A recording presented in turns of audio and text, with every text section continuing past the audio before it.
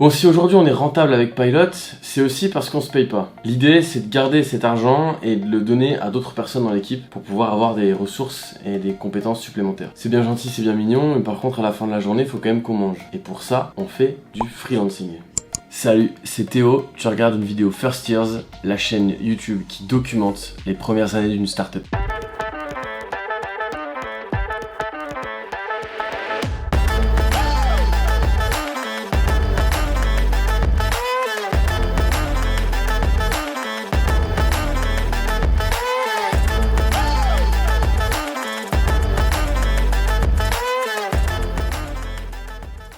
En tant qu'associé, on fait des missions freelance à côté de Pilot. Et franchement, c'est pas évident. L'énergie dépensée à chercher, à négocier, à produire la mission et à la livrer, c'est pas simple. Mais bon, c'est comme ça, on n'a pas le choix, faut bien manger, donc on le fait. Je t'écoute. Alors comment ça se passe ta recherche de mission? C'est un peu long. Ça fait longtemps que je suis en train de chercher là. J'ai l'impression que le format que je propose pose un peu problème. Je cherche du temps partiel à 2 jours semaine, voire du projet. Comme on dit, le cordonnier le plus mal choisi.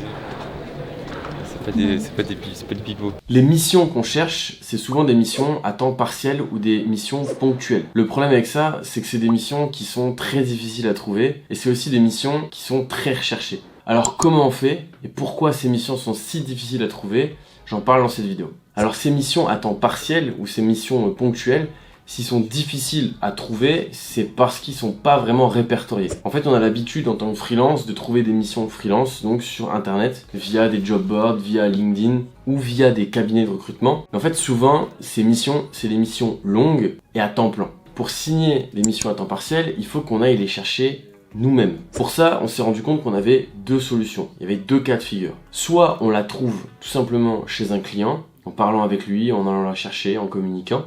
Soit on transforme une mission qui était à la base en temps plein, en temps partiel. Moi perso, je me suis rendu compte d'une chose, c'est que pour faire ça, ça demandait une compétence, la communication.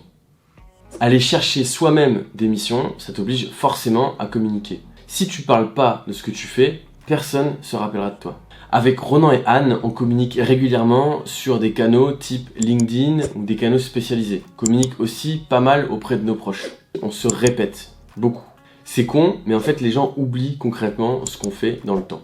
Vous pouvez faire le test chez vous. Demandez à vos proches concrètement ce que vous faites. Et vous verrez que pour la plupart, les gens ne sauront pas exactement. Pour nous, l'idée, en tant qu'associé, c'est de devenir identifiable. Bref, en communiquant, on reste ce qu'on appelle top of mind. On reste dans la tête des gens. L'avantage avec ça, c'est que le client vient pour toi. Il vient pour ce que tu proposes. Donc forcément, c'est plus facile pour imposer ton rythme. L'inconvénient, c'est que ça prend du temps. Donc voilà comment nous, en tant qu'associés, on arrive à trouver ces missions. C'est pas évident, c'est pas simple au quotidien. On nous appelle pas pour nous dire tiens j'ai une mission pour toi. C'est vraiment nous qui devons aller chercher ces missions. Par contre derrière c'est des missions qui sont shapées avec notre rythme et qui fonctionnent bien avec notre emploi du temps. Donc ça c'est top. Et comme on rate jamais l'occasion de communiquer, on va pas se priver de vous rappeler pourquoi vous pouvez nous solliciter. Allez, on commence par les dames. Anne est donc réalisatrice et monteuse. C'est elle qui réalise et qui monte toutes nos vidéos. Vous pouvez la solliciter pour de la prise d'image, du montage, pour de la réalisation de documentaires. D'ailleurs, c'est elle qui a fait ce docu. Vous pouvez aussi la contacter pour des portraits, des interviews ou des vidéos de formation. Petite info, elle, son kiff, c'est de réaliser des portraits d'entrepreneurs. Donc de rallier la vie de l'entrepreneur avec son entreprise. Ouais, en plus d'être douée, c'est une personne en or. Si tu pouvais faire ce que tu voulais comme type de mission, qu'est-ce que tu ferais? Des portraits, documentaires. Qu'est-ce qui te plaît dans le fait de documenter? Les histoires.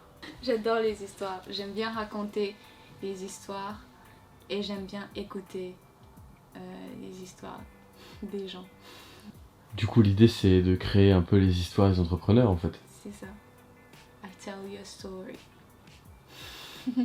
Comment tu fais aujourd'hui pour trouver des missions en même temps que de travailler chez Pilot? Je t'avouerai que pour trouver des missions, c'est Théo. Théo m'aide beaucoup pour ça. Mon frère aussi, il a une boîte de production. Mais principalement, j'avoue que je suis pas douée pour trouver des clients. Qu'est-ce qui est compliqué dans le fait de trouver des clients? Je pense que c'est plus un problème personnel, dans le sens où je suis très souvent dans ma tête, je suis beaucoup dans ma tête, et pour pouvoir faire quelque chose, il me faut me préparer à l'avance. Pour moi, je me dis, avant de chercher des clients, il faut que j'ai un bon portfolio, des contacts, que j'ai ci, que j'ai ça. Alors je prends beaucoup de temps pour me préparer et améliorer mes skills. Comme ça, quand j'approche quelqu'un, j'ai déjà un bon bagage. Et je sais pas si, je pense que c'est pas nécessairement la bonne façon de faire les choses, mais c'est rassurant pour moi. I feel safe quand je me dis ok, quand j'approche quelqu'un, je suis prête. Et le temps que je perds pour préparer tout ça, bah, les opportunités passent. J'ai adoré ton passage où tu parles du fait que c'est très dans ta tête, etc. Parce qu'en fait, ça, les gens ils s'identifient. Ah bon? Ah, je te jure. Parce que voilà, je disais que de base, les freelances, surtout les devs par exemple, ils sont pas très commerciaux, tu vois. Et c'est ça ce qui nous manque. C'est pour ça qu'on a peut-être un peu plus de mal que d'autres à trouver des missions. Ceux qui sont très commerciaux, c'est ceux qui trouvent le plus de missions, tu vois. En vrai, c'est pas les meilleurs techniquement. En vrai, c'est la partie communication qui est la plus importante. C'est pour ça que je disais que j'aimais bien ce passage, parce que en tant que freelance, on s'identifie. En tout cas, moi, je m'identifie à ceux qui ont pas forcément la tchatch innée ou qui l'ont pas étudié à l'école, tu vois, qui ont dû apprendre sur le tas à convertir des clients, à discuter avec eux, à savoir se vendre, etc. Quoi. Voilà. Je connais bien. Je sais que sur le papier, il y a plein de trucs que j'ai fait qui sont trop cool. Et si jamais je racontais tout ce que j'avais fait, je suis sûr que je me vendrais bien. Et quand arrive mon tour, je te dire ce que je vaux, tu vois, sur le moment, je passe pas inné, on va dire. Ouais. C'est un art. Ouais, grave. Ronan maintenant est CTO à mi-temps pour des startups ou des projets en devenir. Est-ce que tu peux nous dire pourquoi tu fais des missions freelance? Faut manger, hein. Ça, c'est ma réponse authentique. Ouais, je fais des missions freelance parce que j'aime ça, j'aime l'indépendance. Ça ressemble un petit peu à ce que je faisais à mon école quand j'ai fait Epitech. Je fonctionne par projet, je suis maître de mon temps. C'est un peu pour ça que je fais ça. Combien de jours par semaine t'es en freelance? Alors en ce moment, je travaille donc 2 jours en freelance par semaine. Et le reste sur Pilot. Ça te prend pas trop de temps, t'arrives à gérer avec... J'arrive à gérer. Je partage mon temps de la manière la plus optimale pour pouvoir en fait mener à bien la boîte de mon client, parce que je suis CTO pour eux, et en même temps faire avancer la mienne à Station F. Au niveau de ta rémunération en freelance, Ouais. t'es autour de... C'est quoi ton TJM? Je suis à 500 € jour, donc brut. Ok. Voilà, j'ai commencé à 350 et au fur et à mesure je suis monté. Maintenant je suis à 500 jours en tant que CTO freelance. Je me suis positionné sur une offre de développement de Chrome extension, d'extension de navigateur, tu vois. Et le problème, c'est qu'il n'y a pas tant de demandes que ça. Du coup, je reçois pas grand chose. Donc voilà, il faut que j'arrive à communiquer dessus. Je vais faire un petit point avec Théo pour voir un peu ce qu'on peut faire, tu vois. Bon, du coup, t'as fait quoi? J'ai mis à jour mon profil un peu partout et surtout j'avais précisé mon offre. Je les ai postés sur tous les Discord que j'avais à disposition. J'ai fait des posts LinkedIn, j'ai posté sur Slack de l'EDEC, le Slack de Station F, et j'ai refait une offre que j'ai partagée sur LinkedIn, tu sais, d'audit et de stratégie là, qu'on avait vu ensemble, je l'ai peaufiné, de façon à pouvoir la mettre un peu en ligne, tu vois. Voilà. Donc plan d'action, on a listé les... Ouais, j'ai listé pas mal de trucs. On a allé voir les decks en leur demandant s'il y a des besoins. On fait un post mardi prochain. Mail perso à toutes les personnes whitelistées. Et penser à une offre de coaching audit sur une journée pour des startups. Mon profil a pas mal marché. Enfin, mon profil a fait plus de 300% de visites. Je suis grave bien placé parce qu'en fait j'ai des bons avis. J'ai les 5 étoiles, j'ai des favoris, etc. J'ai bien fait du référencement dans ma description, tu vois. C'est quoi le deuxième lead avec LinkedIn là? T'as dit t'as deux leads. C'est le meilleur, lui. Vas-y, bah allez balance ces infos là. C'est le meilleur, il a pris un cas. C'est long wesh. Il y en a pas mal. C'est quoi le lead alors? Alors les leads. Ils viennent d'où? Il y en a 2 de LinkedIn, du post que tu as fait, et d'autres, je sais pas trop, j'ai pas la source. Alors vous pouvez le solliciter pour développer, recruter des profils tech, pour faire des audits techniques, pour faire de la priorisation de fonctionnalités, mais aussi pour recruter vos stagiaires. Développeurs, évidemment, des stagiaires développeurs.